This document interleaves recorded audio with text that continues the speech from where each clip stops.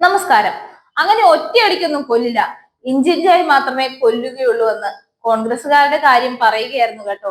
കോൺഗ്രസുമായി സാമ്പത്തിക ഇടപാട് നടത്തിയിട്ടുള്ള ഒരാൾ പോലും സ്വസ്ഥമായി ഇന്ന് ജീവിക്കുന്നുണ്ടാകില്ല ഈ ഇന്ത്യയിൽ.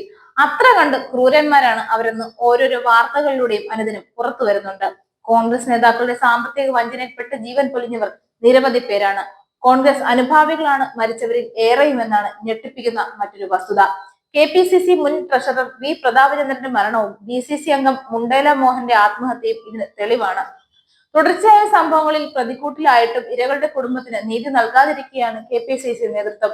വയനാട് DCC ട്രഷറർ NM വിജയനും മകൻ ജിജേഷും വിഷം കഴിച്ച് ജീവനൊടുക്കിയത് അവസാന സംഭവമാണെങ്കിൽ, സാമ്പത്തിക വിഷയത്തിൽ കോൺഗ്രസ് നേതാക്കളുടെ വഞ്ചന കാരണം ജീവൻ പൊലിഞ്ഞവരുടെ എണ്ണം നിരവധിയാണെന്നാണ് കണക്കുകൾ പോലും വ്യക്തമാക്കുന്നത്.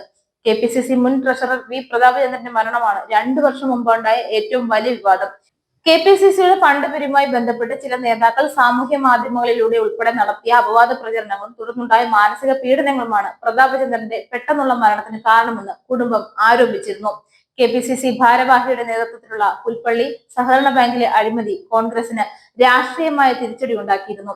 97 കോടിയോളം രൂപയുടെ തട്ടിപ്പ് നടത്തിയതിനെ തുടർന്ന് അങ്കമാലി അർബൻ സഹകരണ സംഘത്തിലെ UDF ഭരണസമിതിയെ പിരിച്ചുവിട്ടിരുന്നു. സഹകരണ സംഘങ്ങളിൽ ജോലി വാഗ്ദാനം ചെയ്ത് കോൺഗ്രസ് നേതാക്കൾ നടത്തുന്ന നിയമന തട്ടിപ്പിൽ കുടുങ്ങിയാണ് വയനാട് DCC ട്രഷററും മകനും ജീവനൊടുക്കിയത്. 2 കേസിലും ആരോപണ വിധേയരെ സംരക്ഷിക്കുന്ന നിലപാടാണ് KPCC നേതൃത്വവും പ്രതിപക്ഷ നേതാവും സ്വീകരിച്ചത്. പ്രതാപചന്ദ്രന്റെ മരണത്തിന് കാരണക്കാരായ ആരും കോൺഗ്രസിൽ ഉണ്ടാകില്ലെന്ന് വാക്കു നൽകിയാണ് KPCC അധ്യക്ഷൻ K സുധാകരൻ ബന്ധുക്കൾ പോലീസ് നൽകിയ പരാതി പിൻവലിപ്പിച്ചത്. പക്ഷേ കുറ്റക്കാർക്കെതിരെ ഒരു നടപടിയും KPCC നാളെ ഇതുവരെ എടുത്തിട്ടില്ല. തിരുവനന്തപുരത്ത് മുണ്ടേല രാജീവ് ഗാന്ധി റെസിഡൻസ് വെൽഫെയർ സഹകരണ സംഘം പ്രസിഡന്റും DCC അംഗവുമായ മുണ്ടേല മോഹന്റെ മരണത്തിലും ദുരൂഹത തുടരുകയാണ്.